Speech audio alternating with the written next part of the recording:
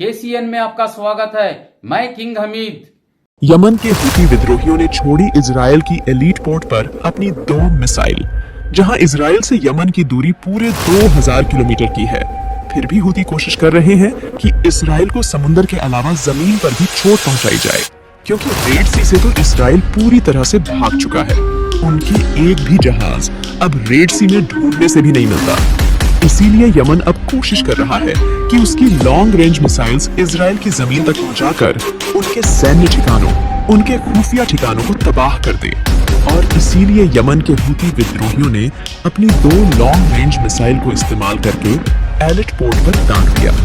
लेकिन इजराइल का कहना है कि उसने पोर्ट पर पहुंचने से पहले ही जो उसका एयर डिफेंस सिस्टम है, उसने हूतियों की मिसाइल को रोक दिया और हवा में ही नष्ट कर दिया। ऐसा इसलिए हो पाया क्योंकि यमन इजराइल से 2000 किलोमीटर दूर है और इतनी लंबी दूरी का टारगेट हिट करने में उस तक पहुंचते पहुंचते मिसाइल की स्पीड कम हो जाती है, जिससे वो सामने वाले को नजर आ जाता है और वो फिर उसे रोक लेता है। अगर यमन के हूतियों के पास गलती से हाइपरसोनिक मिसाइल आ गई तो वो फिर यमन से बैठे बैठे इजराइल के खुफिया ठिकानों को अपना निशाना बना सकते हैं।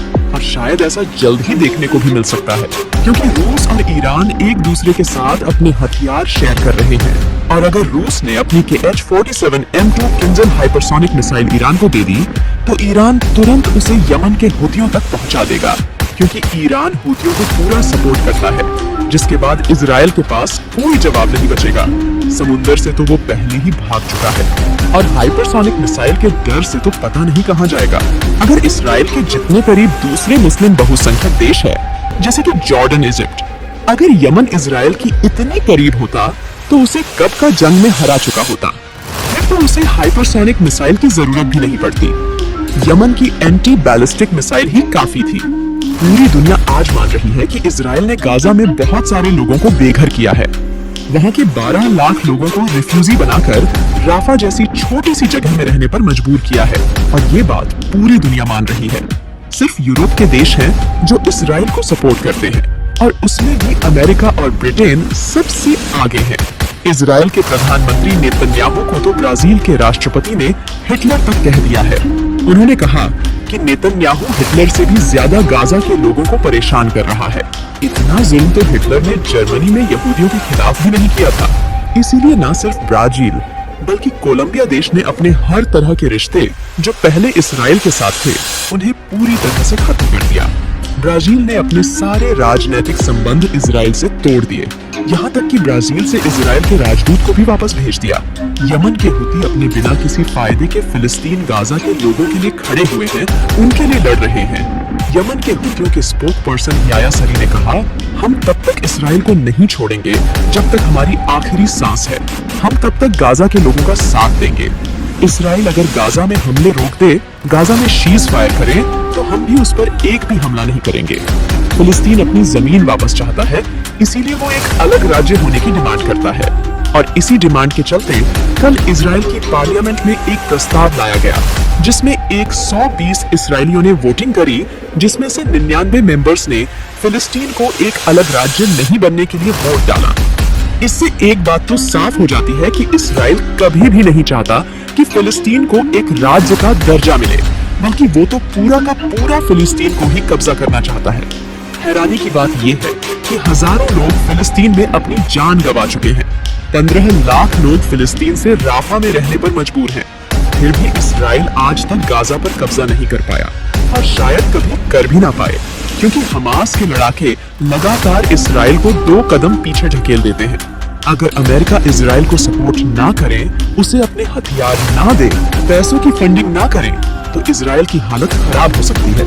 लेकिन अब तो अमेरिका को ही हर तरफ से नुकसान पे नुकसान हो रहा है। जी हाँ, एक बड़ा फैसला, एक बड़ा ऐलान रूस ने कर दिया है। रूस ने अब फैसला किया है कि वो अमेरिकी डॉलर से बिजनेस नहीं करेगा। उसके लेन देन से कोई बिजनेस की पेमेंट नहीं दी जाएगी। पूरी दुनिया में एक दूसरे देश के बीच कोई भी डील तय होती है तो उन्हें पेमेंट लेन देन अमेरिकी डॉलर के रूप में करना पड़ता था, जिससे अमेरिका को बड़ा फायदा होता था। उसकी करेंसी की वैल्यू लगातार बढ़ती थी।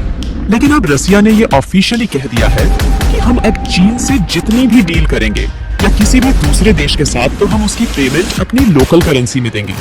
और इस बात को चीन भी सपोर्ट करता है। सोचिए अगर चीन भी अपनी करेंसी में सारे देशों के साथ डील करने लगे तो डॉलर्स का क्या हाल होगा, क्योंकि चीन दुनिया की सबसे बड़ी एक्सपोर्टर कंट्री में से एक माना जाता है। और जब वो अमेरिकी डॉलर से लेन देन बंद कर देगा तो फिर उसका इम्पैक्ट, उसका नुकसान अमेरिका को कितना ज्यादा उठाना पड़ेगा। इजराइल में हजारों की संख्या में लोग प्रोटेस्ट के लिए सड़कों पर निकले। इजराइल की राजधानी जेरूसलम में हजारों लोगों ने नेतन्याहू के खिलाफ प्रोटेस्ट किया। लोगों ने इजराइल के प्रधानमंत्री नेतन्याहू से इस्तीफा मांगा और तुरंत इलेक्शन करने की मांग करी। नेतन्याहू के ऑफिस को चारों तरफ से लोगों की भीड़ में घेर लिया और इस्तीफा की मांग करी। इन लोगों का साफ तौर पर कहना है कि नेतन्याहू से अब कुछ नहीं हो पाएगा, उन्हें अपना इस्तीफा दे देना चाहिए। वो इजराइल की सुरक्षा के साथ खिलवाड़ कर रहे हैं।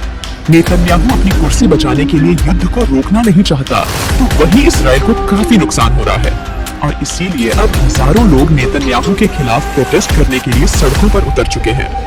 इजराइल में हजारों की संख्या में लोग प्रोटेस्ट के लिए सड़कों पर निकले। इजराइल की राजधानी जेरूसलम में हजारों लोगों ने नेतन्याहू के खिलाफ प्रोटेस्ट किया। हुतियों ने पहले ही साफ तौर से कह रखा है कि अगर ट्रेड सही से पहले की तरह करनी है तो सबसे पहले अमेरिका को इजराइल को समझाना होगा कि वो गाजा में हमले बंद करें, वहां पर शांति स्थापित करें। हम अपने आप रेड सी में शांति बहाल कर देंगे।